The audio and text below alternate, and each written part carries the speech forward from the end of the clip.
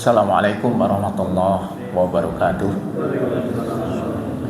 Mari kita awali kajian pagi ini dengan baca basmalah. Bismillahirrahmanirrahim. Alhamdulillahirabbil alamin wa bihi nasta'inu ala umuri dunya waddin. Asyhadu an la ilaha illallah wahdahu la syarika lahu wa asyhadu anna Muhammadan abduhu wa rasuluh. Allahumma shalli wa sallim wa barik ala Muhammadin wa ala alihi wa ashabihi ajma'in. Alhamdulillah, puji syukur kita aturkan kehadirat Allah SWT yang senantiasa memberikan nikmat dan rahmatnya kepada kita, sehingga Allah bangunkan pagi ini dalam kondisi sehat, dalam kondisi iman masih ada di dalam dada kita, sehingga kita mudah untuk melaksanakan ibadah sholat subuh berjamaah pagi ini di masjid ini. Mudah-mudahan langkah kaki kita dari rumah sampai ke masjid ini menjadi catatan langkah-langkah ampunan Allah SWT dan diangkat derajatnya oleh Allah SWT. Salawat dan salam kita sampaikan kepada teladan kita Rasulullah Muhammad Sallallahu Alaihi Wasallam, keluarga, sahabat dan seluruh pengikutnya yang istiqomah mengikuti sunnahnya. Mari kita awali dengan zikir pagi. A'udzu billahi minasyaitonir rajim. Bismillahirrahmanirrahim. Allahu la ilaha illa huwal hayyul qayyum, la ta'khudhuhu sinatun wa la nawm, lahu ma fis samawati wa ma fil ardh, man dzalladzi yashfa'u 'indahu illa bi'idnihi, ya'lamu ma baina aydihim wa ma khalfahum, wa la yuhituna bi syai'in min 'ilmihi illa bima syaa', wasi'a kursiyyuhu as-samawati wal ardh, wa la ya'uduhu hifdhuhuma wa huwal 'aliyyul 'azim.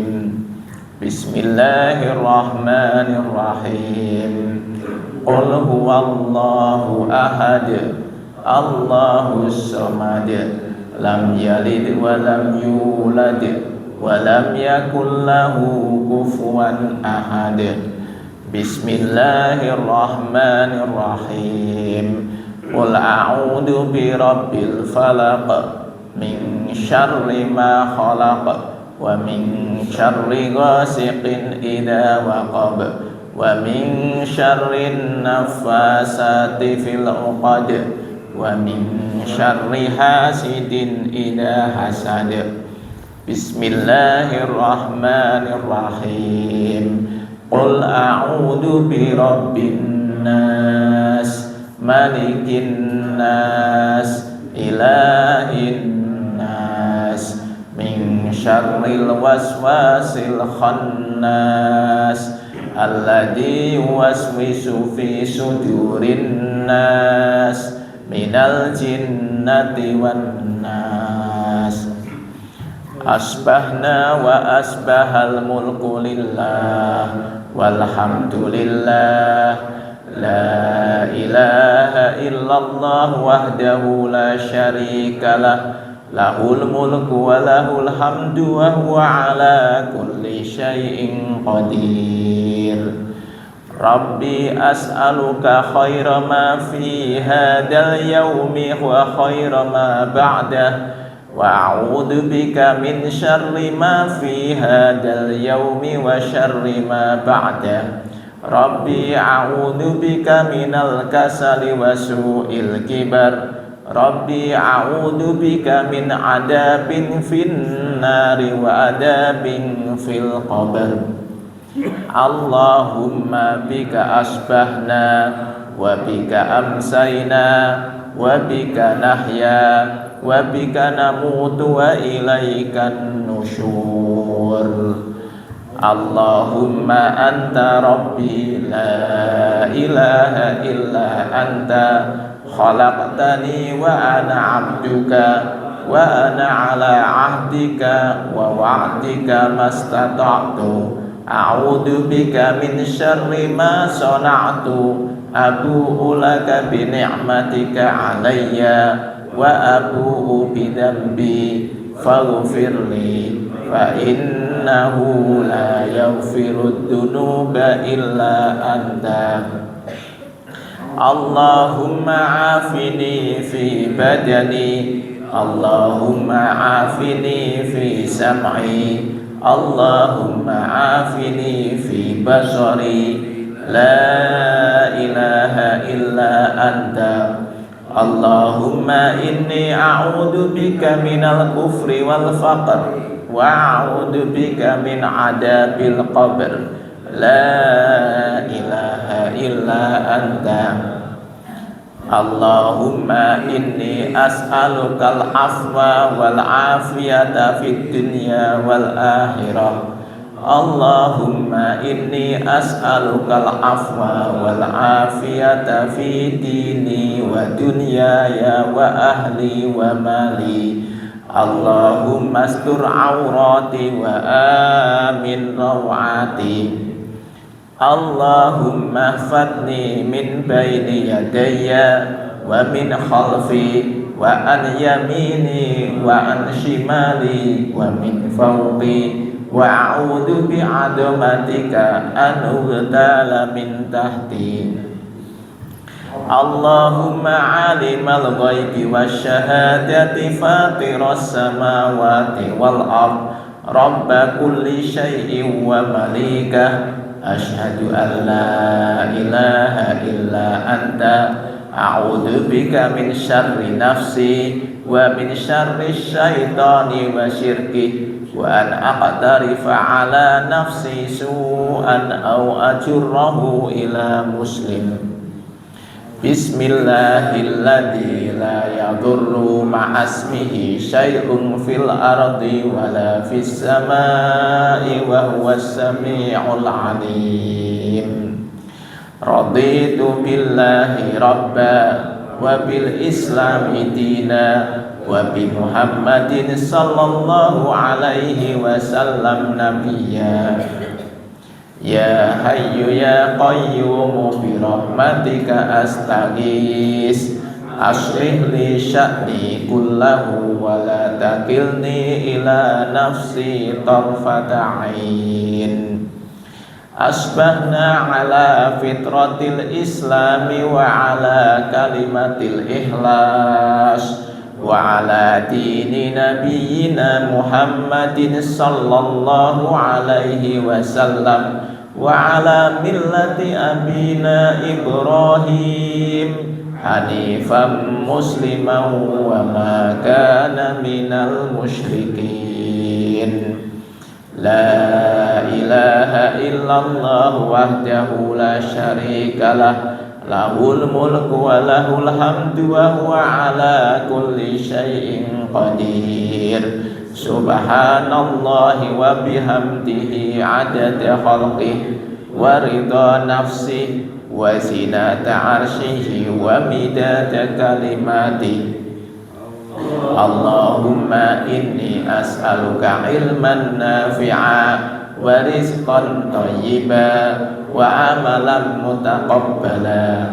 Subhanallahi wa bihamdihi astaghfirullah wa atubu ilaih.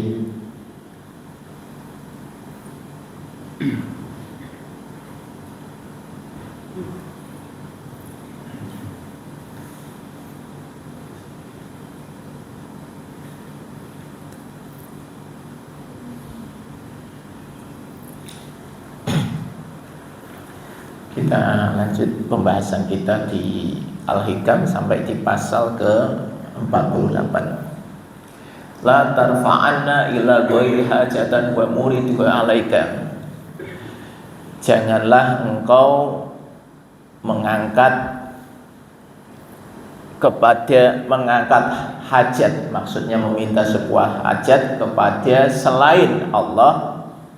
Wa muriduha alaika, sementara Allah lah yang menurunkan hajat itu kepadamu. Fa kaifa yarfa'u ghairuhu, bagaimana selain Allah itu mengangkat hajatmu, artinya mengabulkan hajatmu, maka nahwalahu wadian, sementara dia sendiri itu merupakan orang, merupakan sesuatu ya yang dia wadian, dia itu oleh Allah itu diberikan sesuatu. Man la yastati'u, siapa yang tidak mampu ayyarfa hajatan an nafsihi, untuk mengangkat hajatnya sendiri, fa kaifa yastati'u ayyakuna lahu an ghairihi rafi'an, maka bagaimana dia mampu untuk mengangkat hajat orang lain, gitu ya. Jadi maksudnya begini, di pasal ini Syekh Ibnu Athaillah itu mengingatkan kita, janganlah kita meminta hajat kepada selain Allah, karena sejatinya Allah lah yang memberikan hajat itu kepada kita. Sementara kalau kita meminta kepada yang lain itu sendiri dia juga membutuhkan hajat itu sendiri kepada dirinya. Bagaimana sesuatu atau orang yang dia membutuhkan hajat kepada Allah bisa memberikan hajat kepada orang lain? Nah, gitu ya. Nah, ini sebenarnya kan hal yang sepele tetapi merupakan dasar bagi kita, terutama dalam hal tauhid. Meluruskan tauhid kita itu penting. Meluruskan tauhid kita itu penting. Karena kalau kita ini tauhidnya nggak lurus, maka kejeblong-jeblong. Dosa yang paling besar itu adalah dosa syirik. Nah, dosa syirik itu artinya menyekutukan Allah. Nah, salah satu menyekutukan Allah ketika kita meminta hajat selain kepada Allah, gitu ya. Contohnya apa? Ya saya kira banyaklah.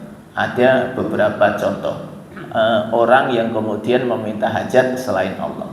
Kenapa muncul kepercayaan muncul itu kan karena dia yakin ada kekuatan lain yang dianggap Tuhan, gitu ya.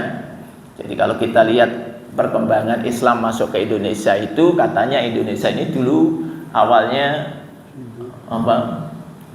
Animisme. Nah, itu kan? Animisme. Jadi menyembah benda-benda atau mungkin barangkali pohon dan seterusnya, karena dianggap memang yang itu yang punya kekuatan.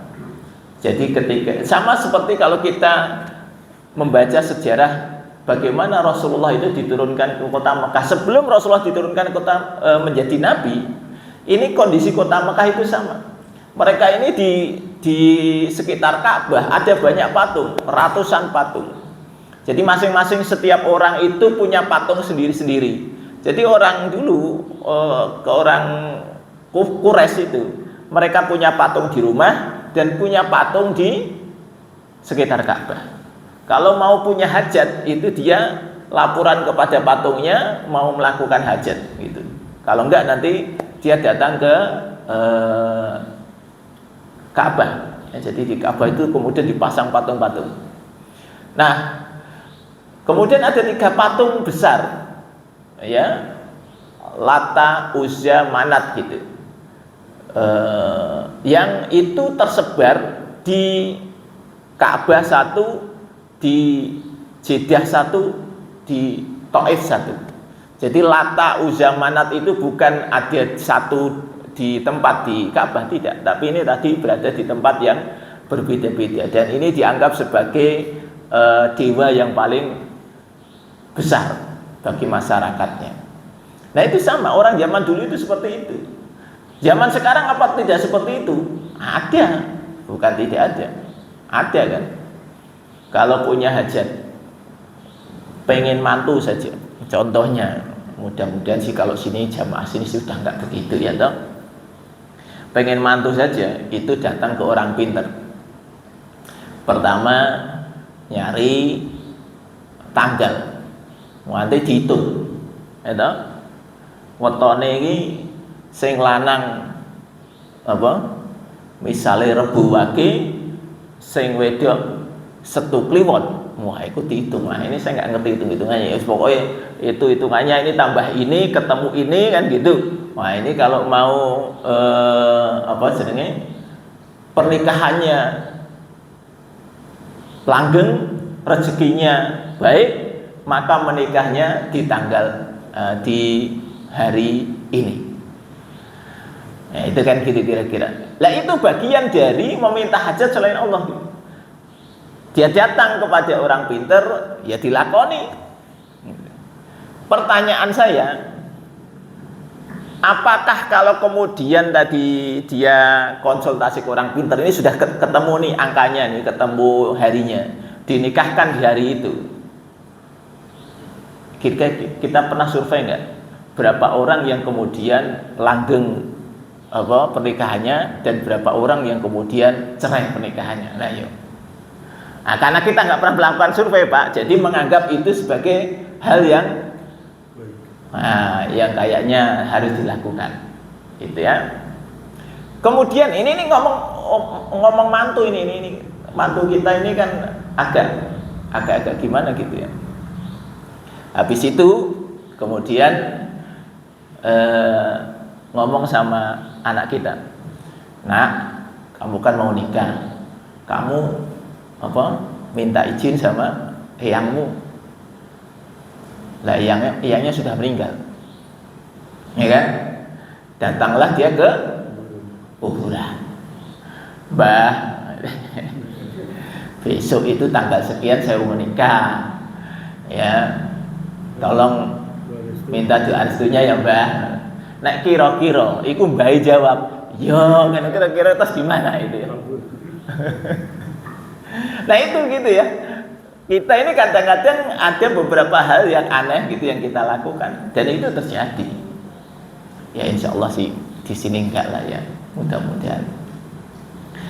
Dan masih banyak Pak. Nah, terutama ini tahun politik. Tahun politik ini kan hajatnya pengen apa ini? Ini pada nyalek gitu. Nah, nyalek. Hah? Gitu. Enggak lah, itu urusannya yang lain-lain lah, makomnya beda lah saya ya. Jadi coba kalau yang nyalek nih, nyalek itu hajatnya supaya terpilih. Nah, itu ya. Apa yang dilakukan seorang caleg supaya terpilih? Apa Pak kira-kira nih Pak? Ya macam-macam lah ya. Nah salah satu ini yang biasa terjadi ya tadi ke dukun lagi Pak, ke orang pinter itu ya. Maka survei membuktikan, nanti kita coba buktikan ya, akan terjadi peningkatan omset dari bisnis ayam cemani. Kalau Anda mau bisnis yang bagus ini besok itu salah satu bisnis yang luar biasa menjelang pemilu itu adalah ayam cemani. Kenapa ayam cemani? Ya biasanya itu tadi dukun itu mensyaratkan untuk nyembelih ayam cemani. Dan itu kalau kita usaha ayam cemani ya kalau memang ini tujuannya untuk dijual ke situ ya menjadi nggak benar gitu ya Pak. Gitu. Ya kan, apalagi kemudian kerjasama sama dukun. Mbah, pokoknya kasih aja syarat ini, jangan tak kasih komisi. Ini kan kayak detailer ini. Kayak detailer ke dokter aja gitu. Jadi datang ke dukun kasih syarat ini gitu. Wah ini bahaya. Tapi ini info ini saya dapat dari teman-teman yang bermain di situ bahwa kalau mendekati pemilu itu memang omset naik gitu. Nah, ini coba kalau dipikir-pikir kok bisa ya orang-orang yang itu kemudian datang kepada, dan itu berulang, bukan kemudian kalau hari ini sudah kepilih besok sudah enggak lagi, besok mau pemilihan gitu lagi, terus berulang gitu.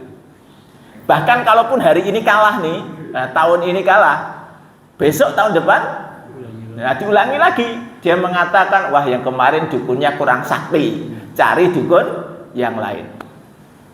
Mungkin saya pernah cerita ya, bahwa karena ini true story dari orang yang melakukannya ketika beliau ini berkompetisi untuk mendapatkan jabatan direktur utama sebuah bank,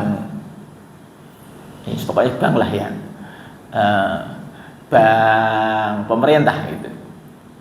Saya mendengar cerita ini kemudian saya mikir, ini orang itu tak pikir pinter tapi ya bodoh juga gitu ya. Bisa Anda bayangkan untuk pengen mendapatkan jabatan direktur utama ini Pak, ini ceritanya direktur ini kemudian memperebutkan posisi direktur utama, dan itu yang terjadi, masing-masing orang tadi itu kemudian ke dukun yang berbeda-beda itu. Dan itu tadi kan, ketika yang terpilih itu menang, maka kemudian yang ini dukunmu nih gitu. Nah itu bertanya, dukunmu di mana? Akhirnya tahu, oh dukunnya yang ini Pak, dukunnya yang ini. Dia merasa, oh berarti dukunku memang kurang sakti. Nah yang sakti dukunnya dia. Maka akhirnya dia berpindah dukun Pak. Jadi kalau ada apa-apa, dia kemudian datang ke dukun ini. Itu ya. Saya katakan ya bahasanya bukan dukun Pak, bahasanya kiai. Gitu ya, bahasanya kiai. Oh, dia mengatakan ke kiai. Sampai kemudian ada sebuah ceritanya, saya punya proyek dengan beliau. Nah itu ya. Nah ini sama, mau melakukan proyek, dia ngatakan, kita datang ke kiai saya dulu yuk. Saya pikir pikiran saya kiai Pak, pikiran saya kiai, oke. Jadi saya waktu itu nggak ngerti kok. Mau ke kiai ya nggak apa-apa dong, kita kan kemudian minta doanya kiai kan boleh-boleh saja ya kan. Saya kemudian diajak berangkat ke sana gitu. Nah setelah di sana saya baru tahu, waduh ini sih bukan kiai ya. Kemudian caranya saja sudah nggak benar gitu. Dan seorang kiai itu ya, teorinya ini sederhana saja. Kalau dia memang kiai gampang toh. Pada saat waktu masuk sholat, kiai kan pasti ngajak sholat. Itu paling gampang, rumusnya kiai kan begitu Pak. Lah ini kan sudah masuk waktu sholat, diam saja. Terus akhirnya saya pamit untuk sholat. Yuk kita sholat saja di masjid. Oh monggo masjidnya sana gitu. Ya gitu. Terus dia ngapain nggak ke masjid? Wong kiai, gitu kan? Logika sederhana, namanya kiai paling tidak ya mestinya ke masjid lah ya gitu. Nah itu gampang-gampang saja, kira-kira begitu. Wallahu alam ya, saya tetap berpikir positif, dia sholat mungkin nggak ke masjid, gitu aja ya. Nah cuma ini tadi, akhirnya saya tanya, kenapa kok jenengan ke situ? Nah dia cerita tadi ceritanya, dulu itu saya pengen jadi dirut, yang menang itu tuh, dia sebutkan nama ya, saya kenal juga ini dirutnya siapa ya, karena waktu itu kan kita pasti kenal lah kalau direktur utama sebuah BUMN kan pasti tahu gitu ya. Terus saya pikir-pikir, iya ya kok aneh ya, ini orang-orang ini pengen memperebutkan jabatan saja sampai begitu. Nah ini ada hajat yang kemudian dimintakan kepada selain Allah. Betapa kacaunya hidup kita kalau seperti itu. Sementara kan orang ini pun, ini kalau disebut sebagai kiai yang memiliki kesaktian, itu dia juga ketika berhajat mintanya kepada siapa? Ya kepada Allah lagi. Dia tidak memiliki kekuatan apa-apa. Nah, maka ini kalimat yang disampaikan oleh Syekh Ibnu Athaillah itu mengingatkan kita semua, jangan-jangan ya. Ini kan sebenarnya berarti yang begini ini sudah sering terjadi. Ada orang yang punya hajat kemudian minta kepada selain Allah, itu sering terjadi.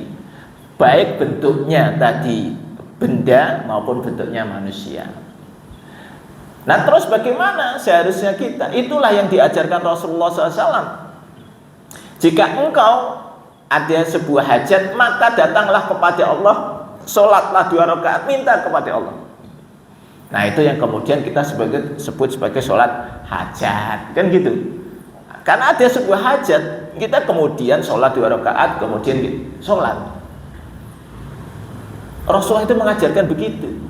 Kita mau melakukan sesuatu, ragu-ragu, sholat istikharah, minta kepada Allah.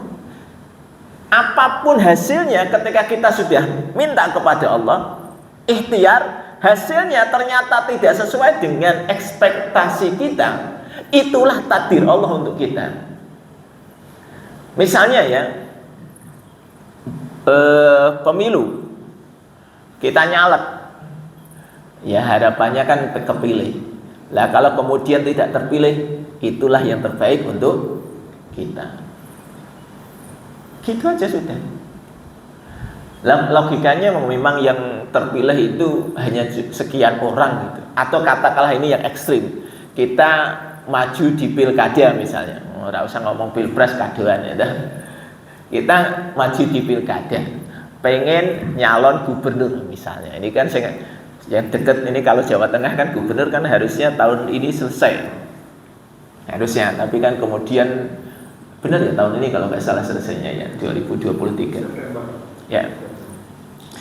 Nah, harusnya sudah pemilihan, cuma diundur tahun depan. Nah, katakanlah kita itu mau nyalon jadi gubernur. Logika sederhana saja, gubernur yang jadi itu cuma satu. Lah kalau kemudian ternyata besok yang nyalon ada 3 dan semuanya berdoa kepada Allah yang sama, ya Allah, tolong takdirkan saya untuk menjadi gubernur, misalnya begitu. Kira-kira doa yang sama, ya toh? Katakanlah amale podo kabeh. Oh, itu. Apa karena kemudian amalnya sama semua, kemudian doanya sama, dikabulkan dengan cara yang sama? Belum tentu lah. Gimana ceritanya wong minta jadi gubernur semua, ya kan? Ya nggak bakal wong yang jadi gubernur cuma satu. Ya sudah, yang ditakdirkan dia, ya sudah, itulah takdir yang baik. Yang tidak terpilih pun itu yang baik buat dia adalah tidak terpilih. Itu.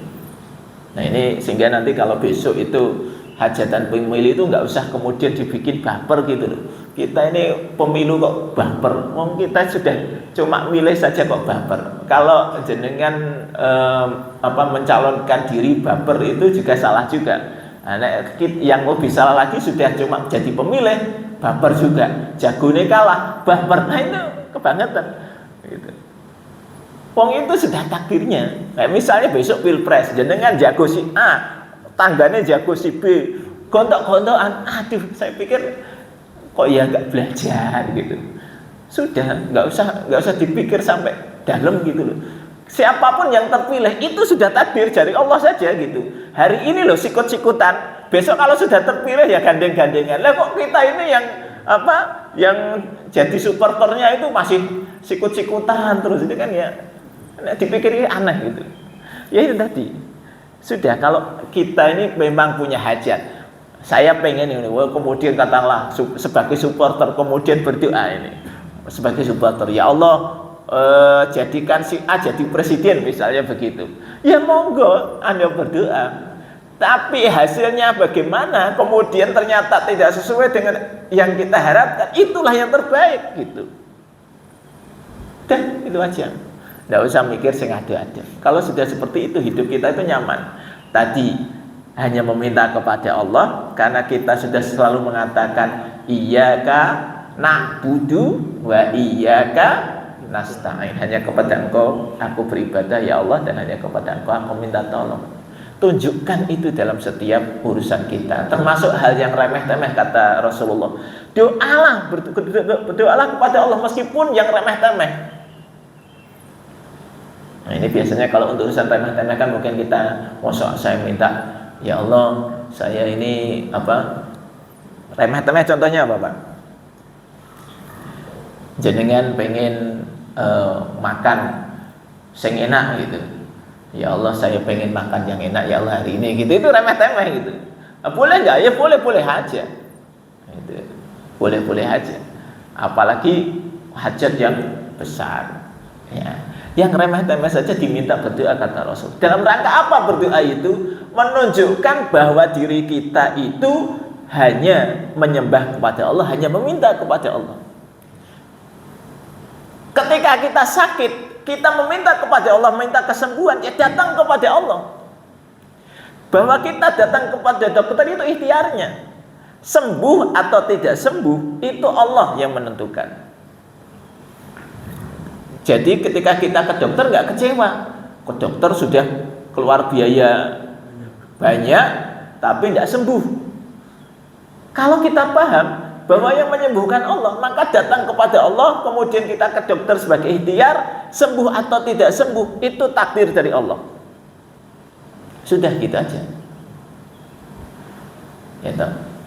Kita misalnya pengen punya anak soleh, minta kepada Allah, kemudian didik anak kita. Ternyata takdirnya anak kita kok ya tidak seperti yang kita harapkan. Ya takdirnya Allah saja.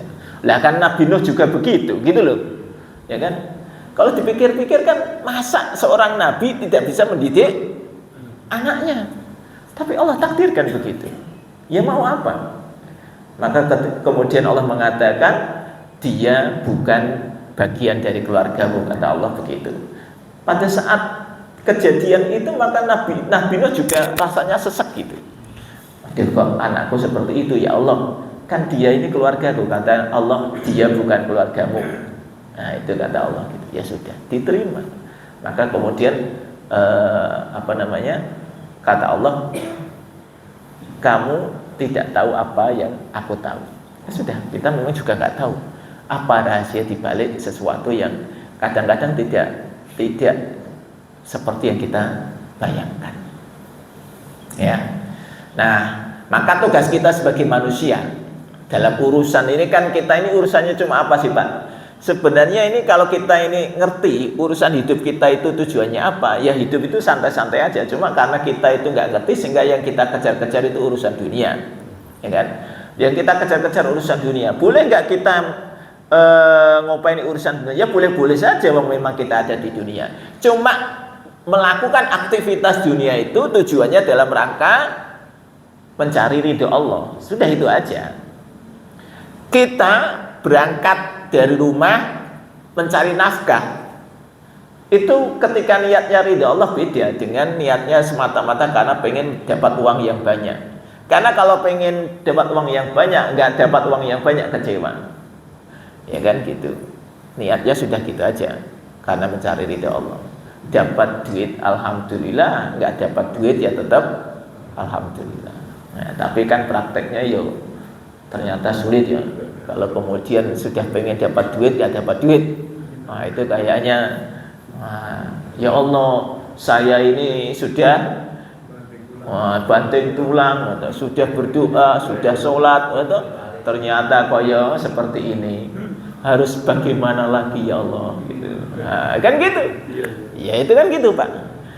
Kita ini bisa ketawa kalau kita sudah melewati fase tadi. Pada saat kita di fase itu ya begitu, iya kan?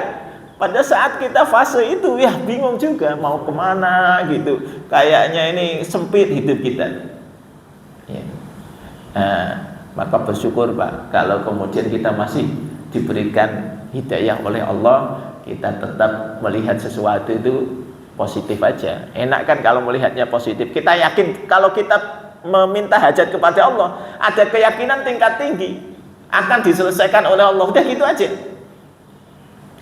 Maka ini sebenarnya Islam itu mengatur bagaimana supaya umat Islam itu bisa jalan dengan baik, tenang gitu ya.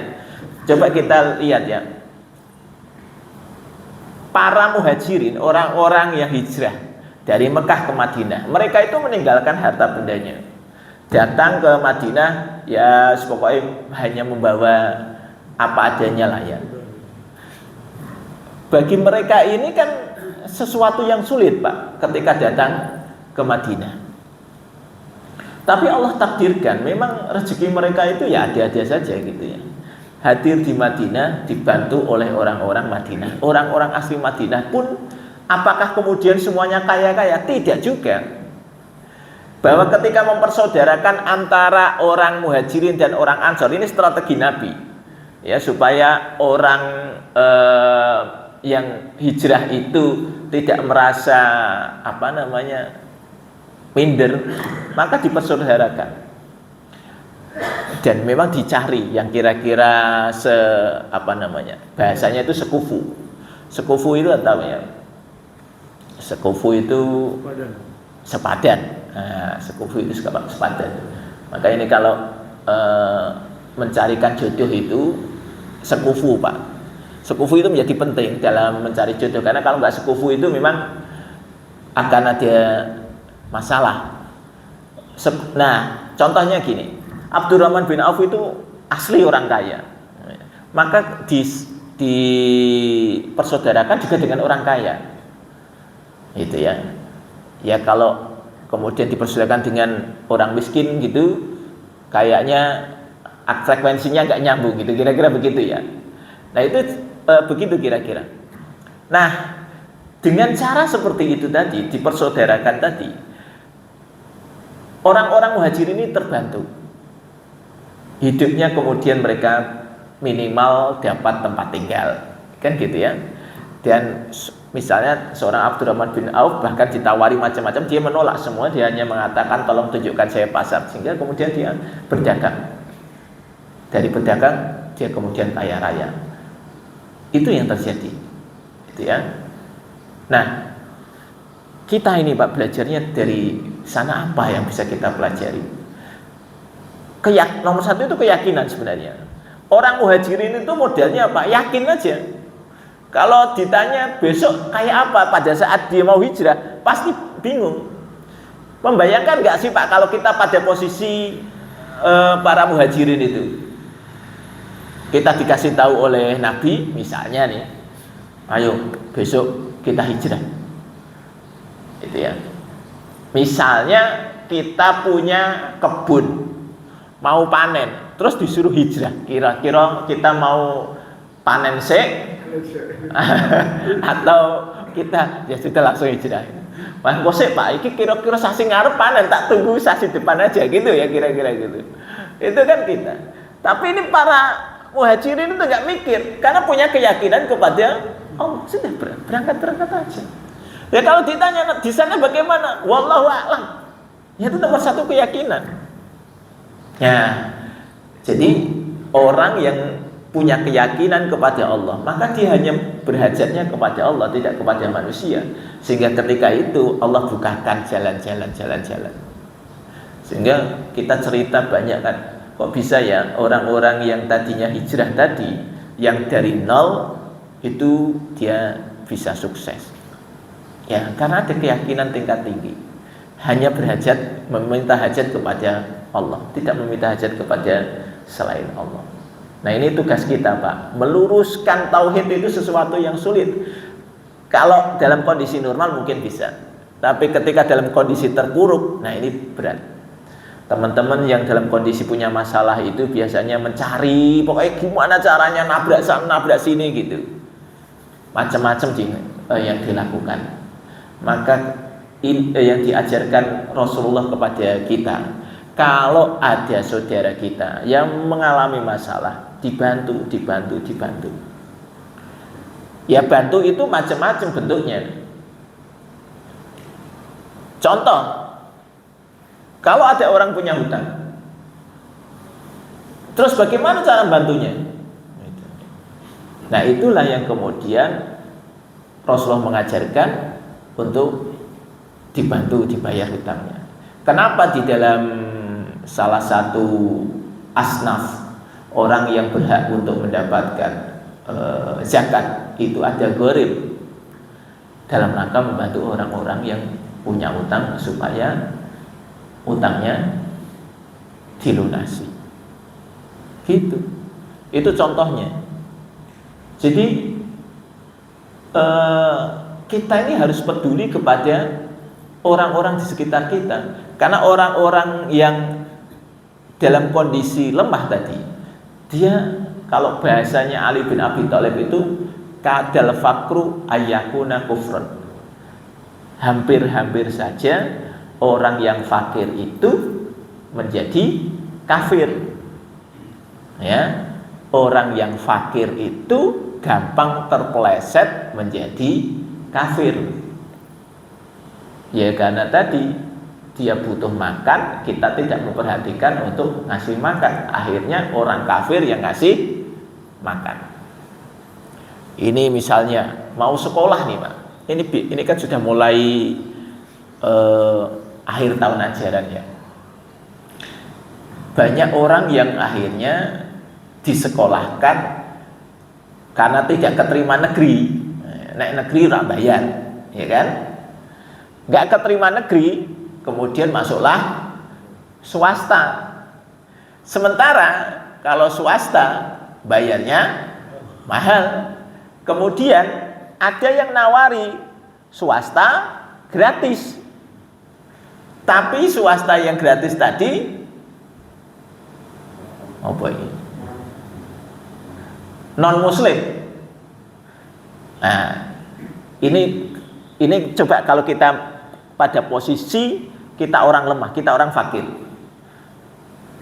Kalau kita tidak punya duit, pengennya negeri, nggak keterima negeri, kan tetap pengen nyari gratis lagi kan? Yang gratis adanya yang itu. Kira-kira masuk situ atau cari sekolah, wes apa bayar situ gitu. Kira-kira ini logika sederhana saja. Yang terjadi pasti dia akan masuk ke sekolah sana. Nah, ketika udah masuk sekolah sana, kita itu ribut sendiri. Wah, kenapa sekolah sana gitu? Gitu. Sementara kita tidak mengantisipasi. Kita itu mikir mereka itu yang untuk sekolah susah, kita sekolahkan. Ini saya juga diminta sebuah sekolah untuk bantu gimana caranya gitu. Cuma ini tadi saya kadang-kadang mencoba menyeting gitu ya. Lagi saya mencoba menyeting sekolahan supaya sekolahan itu bisa gratis, tapi gurunya itu juga sejahtera itu. Nah, ini lagi saya pikirkan itu gimana caranya. Karena penting, Pak. Saya juga mengatakan, saya waktu kemarin sekolah ini karena ada sekolah minta bantuan saya bilang gratiskan, gitu. Terus nanti duitnya dari mana? Saya cari duitnya, saya cari duitnya, tapi gratiskan. Nah, ketika saya suruh gratiskan, nggak yakin gitu. Makanya kalau kita gratiskan, Pak, operasionalnya bagaimana gitu. Nah, ini memang bulat gitu, Pak. Nah, ini orang Islam ini kesalahannya tidak mau peduli kepada orang lain. Padahal kalau mau peduli ini bisa selesai kok, ya kan? Biaya operasional sekolah itu nggak banyak aslinya nggak banyak. Ya, katakanlah misalnya gurunya hitung berapa gitu ya, berapa puluh juta sih? Saya kira nggak terlalu banyak gitu setiap bulannya. Nah, kalau kita ini bisa bantu seperti itu, menyelamatkan orang-orang yang tadinya mau tergelincir ke mana-mana, bisa kita selamatkan. Nah, itu maksudnya. Nah, sementara kita ini mungkin belum tergerak yang kesana-kesana. Jadi, kadang-kadang nih Pak, hajat kita itu dikabulkan melalui orang lain. Nah, itu ya yang harus kita pahami ya. Nah, termasuk diri kita bisa jadi dipakai oleh Allah untuk mengabulkan hajat orang lain. Yang mungkin pernah saya ceritakan kisah tentang Imam Ahmad bin Hambal itu kan, bahwa ya orang yang istighfar terus pengen ketemu Imam Ahmad bin Hambal. Imam Ahmad bin Hambal itu sampai diusir-usir sama marbot. Kan kalau posisi Imam Ahmad bin Hambal ngapain diusir-usir sama marbot gitu? Karena dalam rangka mengabulkan doa orang yang pengen ketemu Imam Ahmad bin Hambal, kan gitu, ya kan? Jadi kita itu bisa jadi dipakai oleh Allah untuk mengabulkan hajat orang lain. Ya caranya wallahu a'lam, gitu ya. Nah, ini yang harus kita pahami, Pak, bahwa misalnya kita ini ada kelebihan rezeki dan kemudian kita mengeksekusi membantu orang lain, bisa jadi memang itu cara Allah untuk mengabulkan doanya dia lewat kita. Nah, ini tinggal kita ini mau pengen dijadikan Allah sebagai sarana itu atau tidak. Kalau kita pengen, ya insya Allah kita akan mencari itu ya, dan kalau seperti itu ya ridha Allah lah yang kita cari lah. Nah, kembali ke urusan hajat ini. Maka di kesempatan pagi ini saya mengajak diri saya dan juga para jamaah semua di sini, mulai hari ini itu kita kalau punya hajat dalam kondisi apapun ya, dalam kondisi lapang mungkin kita nggak terlalu ini ya, nggak terlalu kemerusuh. Yang jadi masalah itu kalau Anda sedang kondisi sulit. Kalau Anda sudah pernah kondisi sulit itu biasanya nabrak-nabrak itu. Nah, maka kita dalam kondisi sulit itu harusnya datang kepada Allah saja. Betul sulit. Kalau kondisi sulit itu kalau Allah sudah menyempitkan rizkinya, wah itu kayaknya kok kesana salah, kesini salah gitu ya. Ya sudah diterima aja dulu. Nah cuma kita sebagai orang yang diberikan kelapangan bisa tidak kita memperhatikan orang lain, jangan sampai ada orang lain nabrak-nabrak gitu. Enak temen Pak Sokip itu. Oke, ada pertanyaan. Jadi Pak Sokip pengen takon Pak Sokip itu.